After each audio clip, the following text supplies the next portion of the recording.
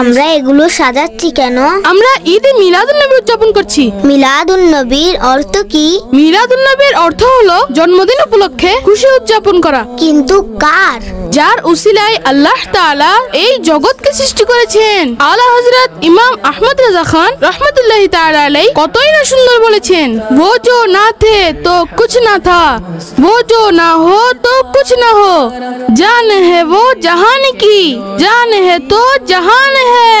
12 রবিউল আউয়াল আমাদের প্রিয় ও শেষ নবী সাল্লাল্লাহু আলাইহি ওয়া আলিহি ওয়াসাল্লাম এর শুভ আগমনের দিন। এই দিনে আল্লাহ তাআলা তার মাহবুব সাল্লাল্লাহু তাআলা আলাইহি ওয়াসাল্লামকে এই দুনিয়াতে প্রেরণ করেছেন।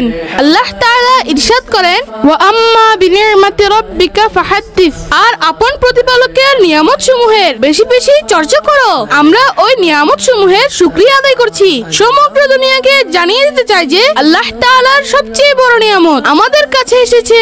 আর নিয়ামতের চর্চা করা আল্লাহ তাআলার শুকরিয়া আদায়ের পদ্ধতি। প্রতি বছর কেন উদযাপন করি? আল্লাহ তাআলার প্রিয় ও সর্বশেষ নবী সাল্লাল্লাহু আলাইহি ওয়াসাল্লাম সোমবার দুনিয়াতে তশরিফ এনেছেন। তিনি সাল্লাল্লাহু তাআলা আলাইহি ওয়াসাল্লাম প্রতি সোমবার রোজা রেখে নিজের মিলাদ উদযাপন করেছেন। আমাদেরও কি 12 রবিউল আউয়ালের দিন রোজা রাখতে হবে? অবশ্যই। আমাদের আল্লাহ তাআলার শুকরিয়া আদায়ের জন্য 12 রবিউল আউয়ালের দিন নফল রোজা রাখা উচিত।